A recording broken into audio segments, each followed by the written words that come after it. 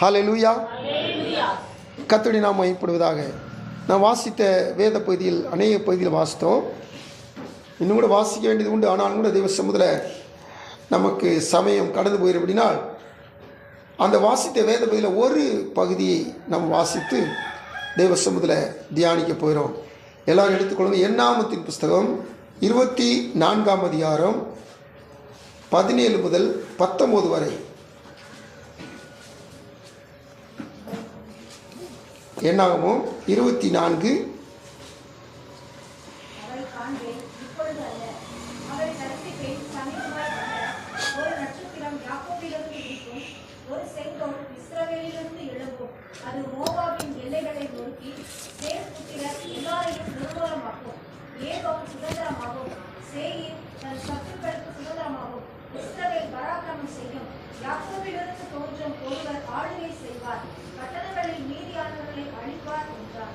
ஆமென். அன்பின் ஆண்டவரே, உமக்கு நாங்கள் நன்றி செலுத்துகிறோம். இப்போதும் தெய்வமே, உம்முடைய சமூகத்தில் இருக்கிற நாங்கள் உம்முடைய வார்த்தைகளை பிறப்பின் வர்த்தமானத்தில் பிழையாம் தீர்க்க தரிசனமாய் சொன்ன இந்த வார்த்தைகளை வாசித்திருக்கிறோம்.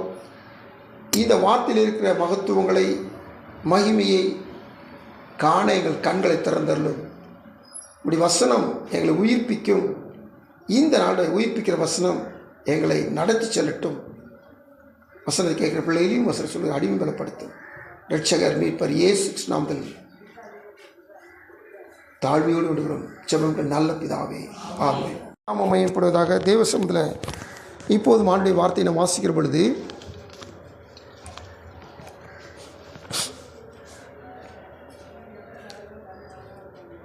பதினேழாம் வசனத்தில் ஒரு நட்சத்திரம் யாக்கோப்பிலிருந்து உதிக்கும், ஒரு செங்கோல் இஸ்ரவேலிலிருந்து எழும்பும்.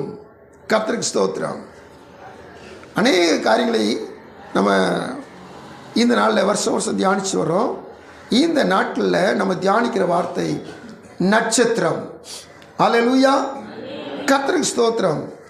இங்கே பிழையாம் சொல்கிறார், ஒரு நட்சத்திரம் யாக்கோப்பிலிருந்து உதிக்கும்.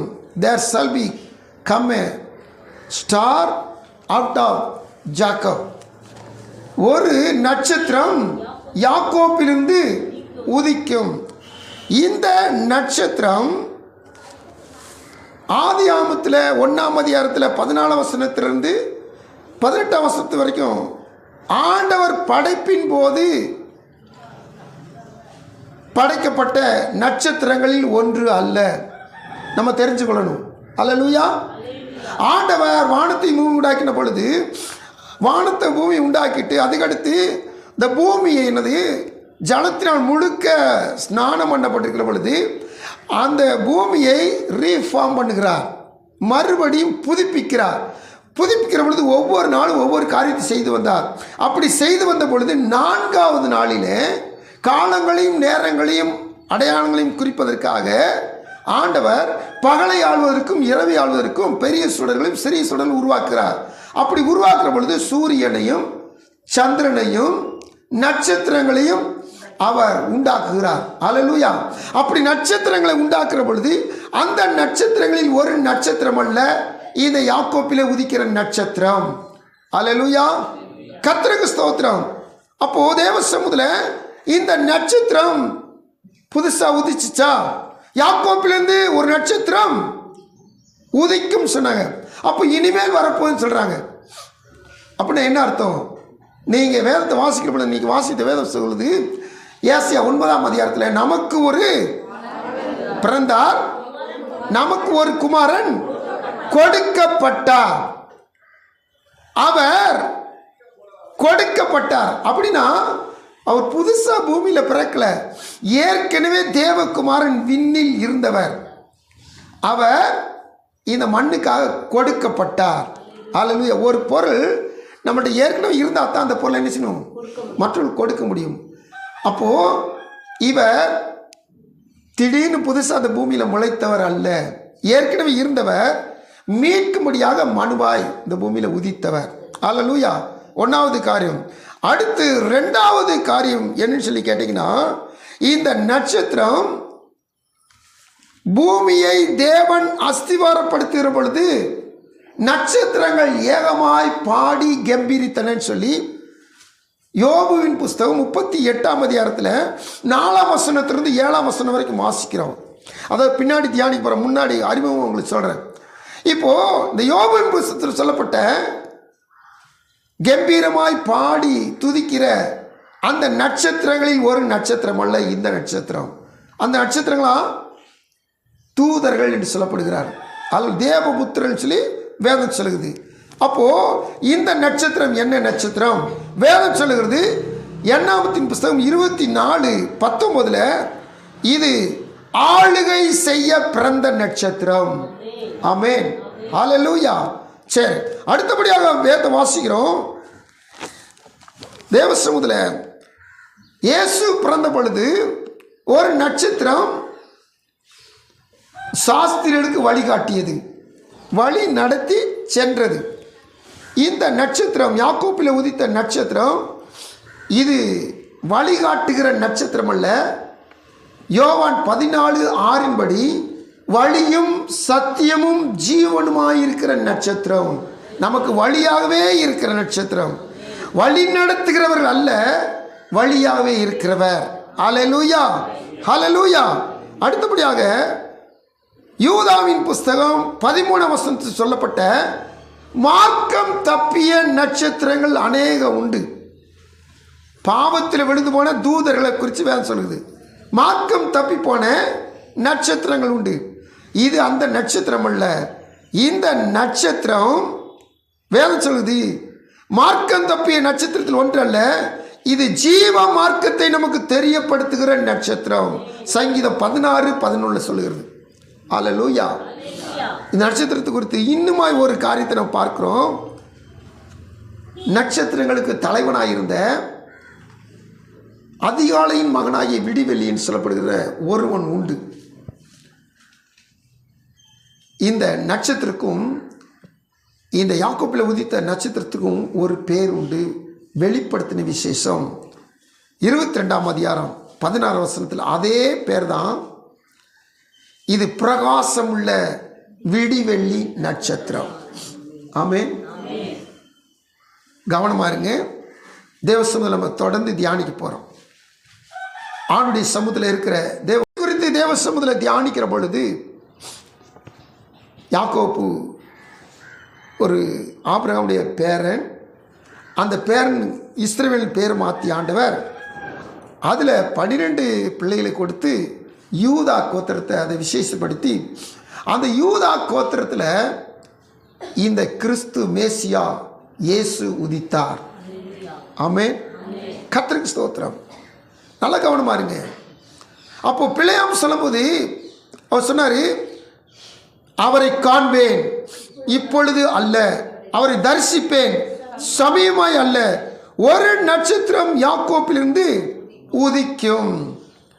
இந்த நட்சத்திரத்தை குறித்து நாம் தொடர்ந்து தியானிக்கிற பொழுது இது உதயமாகிற ஒரு நட்சத்திரம். இந்த நட்சத்திரத்தை எதுக்கு நம்ம தியானிக்கிறோம்னு சொல்லி கேட்டீங்கன்னா வேதம் சொல்லுது இந்த நட்சத்திரத்திலிருந்து வருகிற ஒளி, அது அங்கிருந்து வருகிற ஒளி மட்டுமல்ல, எல்லா மனுஷனையும் எந்த மனுஷனையும் பிரகாசிப்பிக்கிற ஒளி. ஹல்லேலூயா. ஆண்டுடைய சமூகத்தில் வார்த்தையில் வாசிக்கிற பொழுது ஏசியா தீர்க்கதரிசி புஸ்தகத்தில் 14ஆம் அதிகாரம் 12ஆம் வசனத்தில் அதிகாலையின் மகனாகிய விடிவெள்ளியே, நீ வானத்திலிருந்து விழுந்தாயே, ஜாதிகளை ஈனப்படுத்தினவனே, தரையிலே விழ வெட்டப்பட்டாயே. நான் வானத்துக்கு ஏறுவேன், தேவனுடைய நட்சத்திரங்களுக்கு மேலாக என் சிங்காசனத்தை உயர்த்துவேன், வடபுறங்களில் உள்ள ஆராதனை கூட்டத்தின் பர்வதத்திலே வீற்றிருப்பேன் என்றும், நான் மேகங்களுக்கு மேலாக உன்னதங்களில் ஏறுவேன், உன்னதமானவருக்கு ஒப்பாவேன் என்று நீ உன் இதயத்தில் சொன்னாயே. கொஞ்சம் பாருங்க, இங்கே இந்த வாசித்த முதல் பகுதி நம்ம என்ன வாசித்தோம்? விடிவெள்ளியே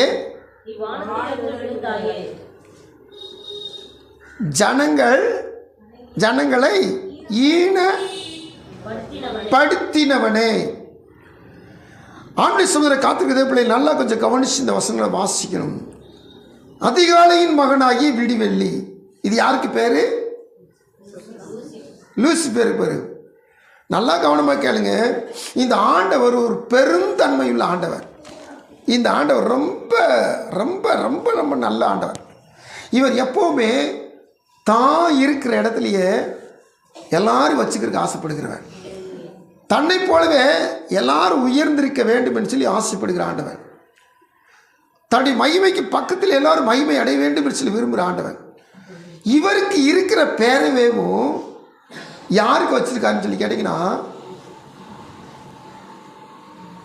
தூதருடைய தலைவனுக்கு வச்சிருக்கிறார்.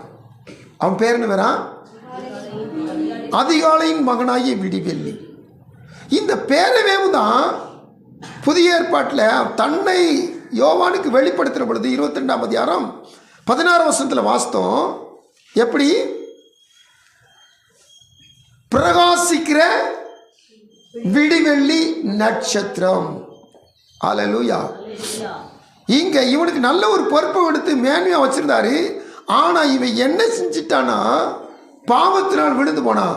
விழுந்து போனவன் பூலோகத்தில் இருக்கிற ஜனங்களை ஈனப்படுத்துகிறான், கன ஈனப்படுத்துகிறான். நல்ல கவனமா இருங்க. இன்னைக்கு காலங்கள் நவீன காலம், மூல வளர்ச்சி அதிகம். ஏஐ காலத்தில் நம்ம வளர்ந்து கடந்து போயிட்டுருக்கோம். ஏஐலும் பல இது வந்துட்டு. இப்படிப்பட்ட காலத்தில் ஜனங்கள் தங்களை தாங்களை என்ன செய்யணும்னா ஈனப்படுத்தி கொள்கிறார்கள் என்று சொல்லக்கூடாது. உலகத்தின் அதிபதி ஜனங்களை என்ன செய்யணும்னா ஈனப்படுத்துகிறான். கர்த்தருக்கு ஸ்தோத்திரம். ஆண்டவர் மகிமையை உடித்திருந்தார் ஆதாமுக்கு ஏவாளுக்கும். அந்த மகிமை என்ன செஞ்சிட்டாங்க? அவங்க பாவத்தினால இழந்து போயிட்டாங்க. அதுக்கடுத்து இழந்துட்டாங்கன்னு சொல்றதுக்காண்டி அவங்களுக்கு என்ன செய்யனா தங்களை தாங்களே உடுத்திக் கொள்வதற்காக மர இலைகளை தச்சு உடுத்திக்கிட்டாங்க. அது டெம்பரரி. அதனால அவர் என்ன செய்யனா மிருகத்தை ரத்தத்தை சிந்த வச்சு, அதான் பலி. அதுக்கடுத்து அவர்கள் என்ன செய்யனா உடையினால, மிருகத்தின் தோல்னால உடை உடுத்தி வித்தார். அது கொஞ்ச நாளைக்கு பெர்மனெண்ட் என்ன செய்யும் இருக்கும். நல்லா கவனிச்சு பாருங்க. கர்த்தர் உடைகளை உடுத்தி வச்சிருக்கிறார். ஆனால் மனுஷி என்ன செய்றாங்க? இப்போ அங்கத்தை மறைக்க ஆண்டவர் ஆசைப்பட்டார். இப்போ இருக்கிற எல்லாருமே அங்கத்தை வெளிப்படுத்த ஆசைப்படுகிறார். தங்களுடைய சரீரத்தின் மேனிகளை வெளிப்படுத்துகிறார்கள். அப்படின்னு என்ன அர்த்தம்? இவங்களை வெளிப்படுத்தல. ஈனப்படுத்துகிறவன் கேவலப்படுத்த முடியாது என்ன செய்யறான்? நீ பாருங்க, பொம்பளை பிள்ளைங்க நீங்கள் சட்டை துணிமணி போட்டீங்கன்னா, ஆம்பளை பிள்ளைங்க சட்டை துணி போட்டால் இந்த ட்ரெஸ் எடுக்கும் போதே கிழிச்ச வாக்கில் ட்ரெஸ் எடுப்பானுங்க பசங்க. ஓட்டையாக இருக்கும். பொம்பளை பிள்ளைங்க இந்த இடத்துல ஓட்டை இருக்கும், அங்கே ஓட்டை இருக்கும். இப்படி பல விதமான பொல்லாங்கள் நடக்குது. எதுக்கு? ஏன் உங்கள் மேனியை விலை கொடுத்து வாங்கின ட்ரெஸ்ஸில் உங்கள் மேனி வெளிப்படுத்துகிறா அப்படி ஏன் வாங்குறீங்க? இது ஈனப்படுத்தினவன் உங்களை ஈனப்படுத்துகிறான். நீங்கள் மீட்கப்பட்ட பிள்ளைகள், நீங்கள் ரட்சிக்கப்பட்ட பிள்ளைகள். நீங்கள் காசு கொடுத்து ஓட்ட ட்ரெஸ் போடுறதுக்காக கர்த்தர் உங்களை அழைச்சிருக்கிறார். நீங்கள் மகிமையாக இருக்கணும், மகிமையில் சேரணும். அல்லேலூயா. பாருங்கள், ரட்சிக்கப்பட்ட தேவப்பிள்ளைகள் குடும்பத்தில் இருக்க யாரும் ட்ரெஸ் போடுறல. பின்னாடி இறக்க போட்டேன், முன்னாடி இறக்க போட்டேன், அங்கிட்டு போட்டேன், இங்கிட்டு போட்டேன்னு சொல்லி உங்களை அலங்கரிக்க சொல்லி நீங்கள் ஈனப்படுத்துறாதீங்க. ஜாக்கிரதை. ஜனங்களை ஈனப்படுத்தினவன் அவன். இப்போ என்ன செய்யறான்? அந்த வேலை மும்புறமாக செய்யறான். கடைசி காலமாக இருக்கால அதி தீவிரமாக செய்து கொண்டு வருகிறான். கர்த்தருக்கு ஸ்தோத்திரம். யோவான் எழுதின சுவிசேஷத்தில் வசனம் வாசிக்கிறோம். 3ஆம் அதிகாரம் 14 முதல் 15 வரை வசனம் வாசிக்கிற பொழுது, இவன் ஈனப்படுத்திருக்காண்டி இந்த அதிகாலை மகனாய் விடிவெள்ளி ஜனங்களை கிரீசிறான். ஆனா பிரகாசிக்கிற விடிவெள்ளி நட்சத்திரம் என்ன செய்யணும் சொல்லி கேட்டீங்கன்னா, யோவான் 3:14-15 வசனம் வாசிங்க. சர்ப்பமானது மோசையினால் வனாந்தரத்தில் உயர்த்தப்பட்டது போல மனுஷகுமாரனும் தன்னை விசுவாசிக்கிறவன் எவனோ கெட்டு போகாமல் நித்திய ஜீவனை அடையும்படிக்கு உயர்த்தப்பட வேண்டும். இங்க யார் உயர்த்தப்பட வேண்டும்? ஜீசஸ். இயேசு உயர்த்தப்பட வேண்டும். இந்த இயேசு ஏன் உயர்த்தப்படும் சொல்லி கேட்டீங்கன்னா, ஈனப்படுத்தின ஜனங்கள் இப்போ ரொம்ப பாதாளத்துக்கு நேரம் போயிட்டு இருக்காங்க. இவங்களை உயர்த்துறதுக்காண்டி வனாந்தரத்தில் சர்ப்பம் உயர்த்தப்பட்டது போல முதலாவது இயேசு உயர்த்தப்பட வேண்டும். அல்லேலூயா. இந்த இயேசு உயர்த்தப்படுகிற பொழுது இதே யோவான் 12:32 வாசிங்க. அதில் அங்கே இதுக்குள்ள ஆன்சர் அங்கே உண்டு. சீக்கிரம் யோவான் 12:32. போது எல்லாரையும் என்னிடத்தில் இழுத்துக் கொள்வேன். நான் பூமியிலிருந்து உயர்த்தப்பட்டிருக்கிற பொழுது எல்லாரையும் உயர்த்தப்பட்டிருக்கிற இயேசு இப்ப எல்லாரையும் அவர் பக்கமாக இழுத்து எல்லோரையும் உயர்த்துகிறவராக இருக்கிறார். ஹல்லேலூயா. ஈனப்படுத்தப்பட்ட ஜனங்கள் இப்போ உயர்வு நிலைமைக்குள்ள வருகிறார்கள். சந்தோஷமா இருக்கீங்களா? கவனிக்கிறீங்களா? பாருங்க, ஈனமான நிலை, ஈனம்னா தெரியும் உங்களுக்கு, ரொம்ப மோசமான நிலைமையில் இருக்கான்னு அர்த்தம். அவங்களை கர்த்தர் உயர்த்துவதற்கு அவர் உயர்ந்தார். அவர் உயர்ந்திருக்கிற பொழுது எல்லோரையும் தப்பக்கமாய் இழுத்து கொள்கிறார். எத்தனை சந்தோஷமான செய்தி! கர்த்தருக்கு ஸ்தோத்திரம். நாம இந்த தேவன் அன்று சிலுவையில் உயர்த்தப்பட்டார். அந்த ஒரு உயர்வோட நின்று போகவிடலை.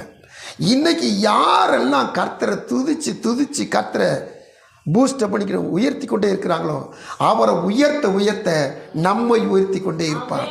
ஹல்லேலூயா. இதை தாங்க சங்கீதக்காரன் நல்லா தெரிஞ்சு வச்சுக்கிட்டான். நல்லா தெரிஞ்சு வச்சதுனால தான் சங்கீதக்காரன் எப்போ பார்த்தாலும் எக்காலத்திலும் எப்பொழுதும் துதி ஸ்தோத்திரம் துதி ஸ்தோத்திரம். அதனால பார்த்தீங்கன்னா ஆடு மேய்ச்சவன் அல்லேலூயா அரசனாகிட்டான். அவனுடைய மேன்மை கடைசி வரைக்கும் குறைஞ்சு போகவே இல்லை, உயர்ந்து கொண்டே இருந்துச்சு. திரும்பி திரும்பி திரும்பி ஏன் ஆண்டவர் நம்மளை அவர் துதிக்கணும்னு சொல்றாரு? நாம் உயர்த்தப்படணுங்க. யோவான் 12:32 நல்லா ஞாபகிச்சுங்க. அவர் உயர்த்தப்பட்டிருக்கும் பொழுது நம்மையும் உயர்த்தவராக இருக்கிறார். ஹல்லேலூயா. சரி, அடுத்த காரியத்துக்கு நம்ம போவோம். ஏசாயா 9:2 வாசிக்கிறோம். இருளில் நடக்கிற ஜனங்கள், அடுத்து மரண இருளின் தேசத்தில் குடியிருக்கிறவர்கள். 2 காரியம் சொல்லப்பட்டிருக்குது. ஒன்று இருளில் இருக்கிறவர்கள், 2வது மரண இருளின் தேசத்தில் குடியிருக்கிறவர்கள். ஹல்லேலூயா. என்ன காரணம்? இந்த இருள் என்று சொன்னால் ஒரு லிஸ்ட் சொன்ன கேட்டுங்க. பாவ இருள், சாப இருள், மரண இருள், வியாதியாகி இருள், இன்னும் துக்கம், கஷ்டம், பாடு, நஷ்டம், வேதனை எல்லாம் சேர்த்துங்க. எவ்வளவு லிஸ்ட் போட்டுங்க. இப்படிப்பட்ட இருள் ஜனங்களை மூடி இருக்கிறது, ஜனங்களை கவ்விக்கொண்டிருக்கிறது. கர்த்தர் பார்த்து சொல்லுது, இருளில் நடக்கிற ஜனங்கள், அதுக்கடுத்து மரண இருளின் தேசத்தில் குடியிருக்கிற ஜனங்கள், இவர்களை விடுவிக்கும்படியாகத்தான் இந்த நட்சத்திரம் யாக்கோப்பில் உதித்தது. ஹல்லேலூயா. கர்த்தருக்கு ஸ்தோத்திரம். இந்த ஜனங்களை விடுவிக்கத்தான் இந்த நட்சத்திரம் பிரகாசித்தது.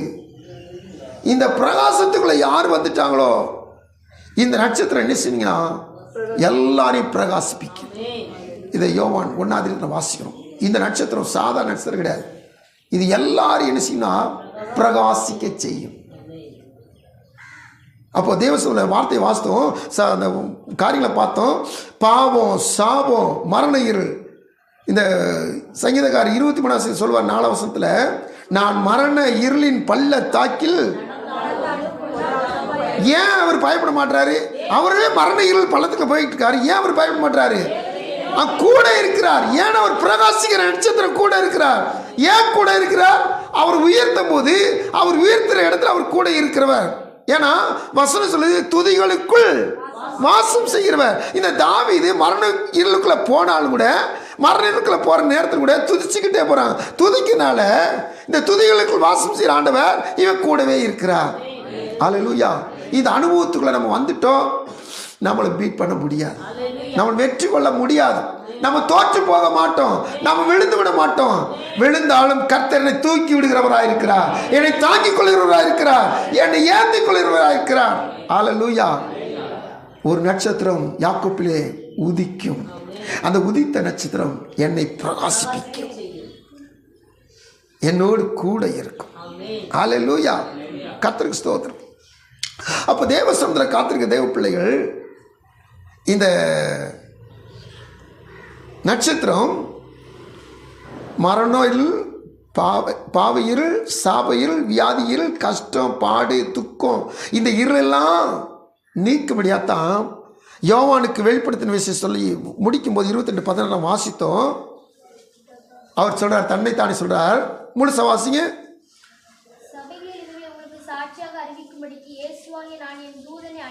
தூதனை அனுப்பினேன், தாவீதின் வேரும் சந்ததியும் பிரகாசமுள்ள விடிவெள்ளி நட்சத்திரமாய் இருக்கிறேன். ஹல்லேலூயா. இந்த இயேசு தன்னை யோவானுக்கு வெளிப்படுத்தி முடிக்கிறார். நான் யாரு? பிரகாசமுள்ள விடிவெள்ளி நட்சத்திரம். அந்த விடிவெள்ளியை நம்பினவங்க ஈனப்பட்டு போனாங்க. இந்த பிரகாசிக்கிற விடிவெள்ளியை நம்பினவங்க உயர்த்தப்படுவாங்க. மரண இருளிலிருந்து, பாவ இருளிலிருந்து, சாப இருளிலிருந்து விடுவிக்கப்படுவாங்க. ஹல்லேலூயா. மகிமைக்குள்ளேயும் பிரவேசிப்பார்கள். ஆமென். கர்த்தருக்கு ஸ்தோத்திரம். தேவ சமூகத்தில் இந்த பாவ இருளை வாழ்ந்தவங்களை குறித்து நம்ம பார்க்கிற பொழுது யோவானின் சுவிசேஷம் 8ஆம் அதிகாரத்தில் நம்ம வாசிக்கிறோம். ஒரு ஸ்திரீ, பாவ ஸ்திரியை கையும் களவுமா நினைச்சிட்டாங்களாம், பிடிச்சிட்டு வந்துட்டாங்களாம். பிடிச்சிட்டு வந்து ஏசுனாட்ட இந்த பெண்ணுக்கு ஜட்ஜ்மெண்ட்டு போடுங்க, நியாய தீர்ப்பு செய்யுங்கன்னு சொல்கிறாங்க. ஆண்டவர் ஒன்றுமே சொல்லலை, பேசாமல் தரலையை குடிச்சு எழுதிக்கிட்டே இருந்தார். திருப்பி திருப்பி கேட்டுக்கிட்டே இருந்தாங்க. அப்போது ஒரே ஒரு வார்த்தை சொன்னார், உங்கள் பாவம் செய்யாதவன் இல்லாதவன் முதல்ல ஒருத்த கல்லறி, முதல்ல ஒருத்த என்ன செய்யணும், அது செய்யணும். உங்கள்கிட்ட பாவம் இல்லாமல் இருந்தால் நீங்கள் முத கல்லறி. சொன்ன மாத்திரத்தில் ஒருத்தன் கூட நிற்கலைங்க, எல்லாரும் போயிட்டாங்க. ஒருத்தன் கூட நிற்கலை. அப்போ எல்லாரும் யாரு? பாவம் செய்து தேவ மகிமை அற்றவர்கள். அவங்க நினச்சானுங்க இந்த ஸ்திரீ தான் பாவி, அவளை கல்லறிஞ்சு கொள்ளன்னு சொல்லி வந்தாங்க. கடைசியில் பார்த்தா ஒருத்தரும் கல்லறில, எல்லாருமே பாவிகள். இந்த பாவ இருளிலிருந்து விடுதலை செய்யும்படியாக தேவகுமாரன் இந்த 12ஆம் வசனத்தை வாசித்து பாருங்க. மறுபடியும் இயேசு ஜனங்களை நோக்கி, நான் உலகத்திற்கு ஒளியாய் இருக்கிறேன். என்னை பின்பற்றுகிறவன் இருளிலே நடவாமல் ஜீவ ஒளியை. இந்த பிரகாசமுள்ள நட்சத்திரம் நம்மளை பிரகாசிக்கிற மட்டுமில்ல, இந்த பிரகாசம், இந்த ஒளி என்னமா லைஃப்ல ஒளி, ஜீவ ஒளியா இருக்கு. ஜீவன் சொன்னாவே என்ன அர்த்தம்? அதுக்கு சாவு இல்லைன்னு அர்த்தம். அது நம்மளை விட்டு நீங்காதுன்னு அர்த்தம். ஆமென். நீங்காத ஒளியை பற்றி கொண்டிருப்போம். என்றைக்கு நம்ம கூட ஒளி இருந்துக்கிட்டே இருக்கும். அப்போ அந்த ஒளி நம்மளை விட்டு மறையவே மறையாது. அடுத்து முதல்ல பாவமாகி இருள், அடுத்து சாபமாகி இருள். நம்ம எல்லாருக்கும் ஃபெமிலியராக நல்லா தெரியும். பச்சை பிள்ளை கூட பேர் சொன்னா தெரியும். 4 மாவடிக்காரங்க மோகன் சிலாசரஸ், அவங்களுடைய பின்னணி நீங்கள் கேள்விப்பட்டீங்களா? அவங்க ஒரு பெரிய சாபத்திலிருந்து வந்தவங்க. அவங்க குடும்பத்தில் எல்லாமே விரலெல்லாம் அப்படி ஒட்டி ஒட்டி பிறக்குமா. இவர் ஒருத்தர் தான் கொஞ்சம் நல்லா பிறந்து தப்பி பழிச்சாராம். ஆனாலும் கூட இவருடைய வாழ்வில் பயங்கரமான நோய்கள். ஏன்னா அவங்க முற்பிதாக்குடைய அவரை சொல்லியிருக்கார் சாபங்கள். ஆனால் அன்றைக்கி பாருங்கள், தேவ சமூகத்தில் ஆயிரக்கணக்கில் லட்சக்கணக்கான ஜனங்களுக்கு சுவிசேஷம் சொல்லும்படியாக கர்த்தர் அந்த தேவ மனுஷனை பயன்படுத்துகிறார். எதுக்கு? இந்த சாபத்தில் கிடந்த அவங்கள கர்த்தர் விடுவித்தார். ஹல்லேலூயா, ஹல்லேலூயா. பாவத்தில் கிடக்கலும் சரி, சாபத்தில் கிடக்கலும் சரி. இன்னும் சாபத்தை குறித்து வேதத்திலையும் வாசிக்கலாம், நம்முடைய வாழ்விலும் கூட சாபத்தை குறித்து வாசிக்கலாம். வேதம் சொல்லுகிறது, மரத்தில் தூக்கப்பட்ட எவனும் சபிக்கப்பட்டவன் என்று எழுதியிருக்கபடி கிறிஸ்து நமக்காக, ஹல்லேலூயா, கிறிஸ்து நமக்காக சாபமாகி நியாயப்பிரமாணத்தின் சாபத்துக்கு நம்மை நீங்களாக்கி விட்டார். ஹல்லேலூயா, ஹல்லேலூயா. ஏன்னா ஒருத்த மரத்தில் தொங்கிட்டானா அவன் குடும்பம் சபிக்கப்பட்ட குடும்பம். இயேசு அந்த சபிக்கப்பட்ட மரத்தில் தொங்கி சாபத்தை நிக்கிரகம் பண்ணினார். எனவே நம்முடைய சாபம் நம்மளை விட்டு நீங்குது. என் முற்பிதாக்கள் செஞ்ச காரியம் இன்னும் தொடருதுன்னு சொன்னீங்கன்னா, இயேசு நீங்க முழுசா விசுவாசிட்டீங்கன்னா உங்க முற்பிதாக்களுக்கு நடந்தது நீ உங்களுக்கு நடக்காது. ஸ்தோத்திரம். அடுத்தபடியாக வேதத்தில் வாசிக்கிறோம், வியாதியாகிய இருள். இதை வேதம் முழுக்க நம்ம ஆண்டவர் இயேசு செஞ்ச அற்புதங்கள்லாம் வாசித்தோம்னா நமக்கு நாள் போதாது, இடம் கொள்ளாது. ஆனாலும் கூட மத்திய 8ஆம் அதிகாரத்தில் ஒரு சம்பவம் நடக்குது. 100க்கு அதிபதி ஆண்டவர் தேடி வர்றான். பயங்கரமான ஒரு விசுவாசம் உள்ள மனுஷன். அவனுடைய தன்னுடைய வேலைக்காரனுக்கு சுகத்துக்காக என்ன செய்றான், தேடி வர்றான். ஆண்டவர் அவனை பேசிட்டு அவனை புகழ்ந்துட்டு ஆண்டவர் அவனை அனுப்புகிறார். அனுப்புன்னு சொன்ன வார்த்தை வாசிங்க. மத்திய 8ஆம் அதிகாரத்தில்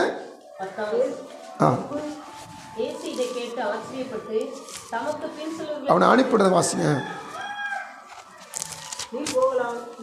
நீ போகலாம், நீ விசுவாசித்தபடி உனக்கு ஆக கடவுது என்றார். அந்த நாளிலே அவன் வேலைக்காரன் சொஸ்தமானான். ஹல்லேலூயா.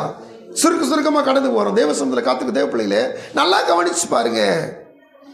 ஆண்டுடைய சமூகத்தில் இந்த வியாதியாகிய இருள் ஒரு மனுஷன் நேசிருக்கு படுத்த படுக்கையில் படுக்கப்பட்டுச்சு. 6ஆம் வசனம் வாசிக்கிற பொழுது, ஆண்டவரே என் வேலைக்காரன் வீட்டிலே திமிர்வாதமாய் கிடந்து கொடிய வேதனைப்படுகிறான் என்று அவரை வேண்டிக் கொண்டான். அப்போது ஒரு மனுஷனுக்கு ஒரு நோய் வந்துருச்சு. அது என்ன நோய்னா திமிர்வாதம். இது கொடிய வேதனைப்படுத்துமா. பேரலைஸ்ன்னு சொல்லுவோம்ல, பக்கவாதம் சொல்லுவோம்ல. இது வந்துருச்சுன்னா அந்த மனுஷனுக்கு வேதனை, அவங்கள சுற்றி இருக்கும் உறவுகளுக்கும் வேதனை. ஏன்? அவங்கள கவனிக்கணும், அவங்களால முடியாது. அவங்களுக்கு சாப்பிட்றதுக்கு கஷ்டம், அவங்களுக்கு நடக்கிறது கஷ்டம், எல்லா காரியத்தையும் செய்கிற கஷ்டமா அவங்களுக்கு தனக்குத்தானே கஷ்டம். இனி அவங்கள பராமரிக்கிறவங்க ஒருத்தவங்க 2 பேர் அவங்க பராமரிச்சுட்டே இருக்காங்க பார்த்தீங்களா, அவங்களுக்கு கஷ்டம். சொல்லப்போனால் 38 வரை படுத்த படிக்கல கிடந்த வியாதிச்சனும் அப்படித்தான் இருந்தான். ஆனால் இந்த வியாதியாகிய இருளை கர்த்தர் விசுவாசத்திலே நீக்க வல்லவராக இருக்கிறார். ஹல்லேலூயா. கர்த்தருடைய சமூகத்தில் ஆண்டவருடைய வார்த்தையில் வாசிக்கிற பொழுது ஆண்டவர் மரணமாகி இருளை நம்ம வாசித்தோம். இந்த மரணமாகி இருளையும் கூட நான் மரண இருளின் பள்ளத்தாக்கலாம்னா அவர் அந்த அனுபவத்தை சொல்கிறார். ஆனால் நேச்சராகவே மரித்தவர்களை ஆண்டவர் இயேசு 3 பேர் என்ன செய்ய ஒரு மாதிரிக்கு அவன் மாத்திரம் உயிரோடு எழுப்பினார். அடுத்து அவரும் உயிரோடு எழுந்தார். இன்று வரைக்கும் அனைவரை உயிரோடு எழுப்பி கொண்டும் இருக்கிறார். பழைய ஏற்பாட்டில் அனைவரும் உயிரோடு எழுப்பினார், புதிய ஏற்பாட்டில் 3 வரை உயிரோடு எழுப்பினார். அவர் உயிர் தந்தார், இன்று வரை உயிர்ப்பித்து கொண்டே வருகிறார். இது சரீர மரணத்தை குறித்தான மரணத்திலிருந்து விடுதலாக்குற காரியம். ஆனால் ஸ்பிரிச்சுவல் டெத்துன்னு ஒன்று பார்த்தீங்களா, என்னது அது? ஆவிக்குரிய மரணம். இந்த ஆவிக்குரிய மரணத்தில் மறிச்சு போனோம்னா அவங்கள மீட்கிறது கஷ்டம். ஆனால் வேதம் சொல்லுகிறது, எபேசியர் 2ஆம் அதிகாரம் 1ஆம் வசனம், எபேசியர் 2ஆம் அதிகாரம் 5ஆம் வசனத்தில் அருமையாக இந்த வார்த்தை சொல்லுகிறது பாருங்க. அக்கிரமங்களினாலும் பாவங்களினாலும் மரித்தவர்களாக இருந்த உங்களை உயிர்ப்பித்தார். முக்கியமான ஒரு வார்த்தை நம்ம முடிக்க போறோம். அக்கிரமங்களினாலும் பாவங்களினாலும் மரித்தவர்களாக இருந்த உங்களை உயிர்ப்பித்தார். என்னங்க அது? மனுஷன் நடந்துக்கிட்டு தான் இருக்கான், சாப்பிட்டுக்கிட்டு தான் இருக்கிறான், வேலை செஞ்சுக்கிட்டு தான் இருக்கிறான். ஆனால் அவன் எப்படி இருக்கான்? செத்து போய் கிடக்கான். எப்படி இருக்கானா? செத்து இருக்கான். அவன் வேலைக்கு போகிறான், கையெழுத்து போடுறான், சம்பளம் வாங்குறான், வீட்டுக்கு வந்து மனைவிட்ட கொடுக்குறான், மனைவி வாங்கி சாப்பிட்றாங்க, செய்கிறாங்க, பிள்ளைகளை வளர்க்குறாங்க. ஆனால் அவன் செத்த நிலைமை இருக்கான்னு வேதம் சொல்லுது. ஏன்னா அக்கிரமங்களும் பாவங்களும் ஒரு மனுஷனுடைய ஆத்மாவை கொன்று போடும். அக்கிரமங்களினாலும் பாவங்களினாலும் மரித்திருந்த உங்களை அவர் கிறிஸ்து உயிர்ப்பித்தார். எப்பொழுது? அவரை விசுவாசிக்கிற பொழுது, அவரை ஏற்றுக்கொள்கிற பொழுது. அப்போது இந்த யாக்கோபிலே தோன்றின நட்சத்திரம் இவரை விசுவாசிக்கிற பொழுது அவர்களையும் விசுவாசிகளையும் பிரகாசிக்க செய்கிறது. கர்த்தருக்கு ஸ்தோத்திரம். நான் ஆரம்பத்தில் சொன்ன அந்த நட்சத்திரங்கள் வரிசையை திரும்பி சொல்லலான்னு பார்த்தேன். 8 மணிக்கு 6 மணிக்குன்னு சொன்னோம், முடிக்க போகிறோம். நல்லா கவனமாக இருக்குது. தேவ சமூகத்தில் ஆண்டுடைய பிள்ளைகள் தேவ சமூகத்தில் இந்த நட்சத்திரம் அந்த நட்சத்திரங்களைப் போல அல்ல. இது எந்த மனுஷனையும் பிரகாசிக்கிற விடிவெள்ளி நட்சத்திரம். இது நம்மை உயிர்ப்பிக்கும், நம்மை விடுவிக்கும், நம்மை பிரகாசிப்பிக்கும், நம்மை ஜீவனுக்குள் பிரவேசிக்க செய்யும். தொடர்ந்து நாம் உலகத்திற்கு ஒளியாய் இருப்போம். இந்த ஒளியாய் வந்த இயேசுவை நாம் அறிக்கை செய்வோம். அவருக்கு மாதிரியாய் இந்த உலகத்தில் வாழ்வோம். கண்களை முடி ஜெபிக்கலாமா? அன்பின் பரலோக பிதாவை கோடி ஸ்தோத்திரம்ப்பா. மகிமையின் ராஜாவை நீ கொடுத்த இந்த விசேஷித்த ஆராதனை வேளையில் கர்த்தர் இயேசு கிறிஸ்துடைய பிறப்பின் வர்த்தமானத்தை வாசிக்கும், தியானிக்கும். அதில் விசேஷமாய் யாக்கோப்பிலிருந்து உதித்த நட்சத்திரத்தை குறித்து நாங்கள் தியானிக்கும் எங்களுக்கு உதவி செய்வதற்காக ஸ்தோத்திரம். தொடர்ந்து எங்கள் தேவனாய் கர்த்தர் எங்களை வழி நடத்தி செல்லுங்க, எங்களை ஆண்டு கொள்ளுங்க. ஒவ்வொருவரும் பிரகாசிப்பித்து அந்த பிரகாசமுள்ள புதிய எருசலேமுக்கும் அந்த மகிமையுள்ள பரலோகத்துக்கும் எங்களை பங்குள்ளவராய் மாற்றுங்க. இந்த நாள் கூட கர்த்தாவே நாங்கள் அநேகருக்கு ஈகை நன்மை செய்து எங்கள் இயேசுவை வெளிப்படுத்தி அன்பை வெளிப்படுத்தி நாங்கள் தியாகத்தோடு வாழ உதவி செய்யுங்க. நாங்கள் மாத்திரம் புசித்து குடித்து உடுத்தி நாங்கள் மாத்திரம் சந்தோஷமாக இருந்தால் அது உமக்கு பிரியமில்லை ஆண்டவரே. அநேகருக்கு நாங்கள் இதனால் எப்படியாவது ஒருவருக்கு ஒரு நன்மையாவது செய்ய உதவி செய்ய. மகிமை உமக்கே செலுத்துகிறோம், கனத்தை உமக்கே செலுத்துகிறோம். ஸ்தோத்திரங்களையும் துதியும் உமக்கு ஒருவருக்கு எடுக்கிறோம். ராஜா, வந்த பிள்ளை ஆஸ்வதிங்க.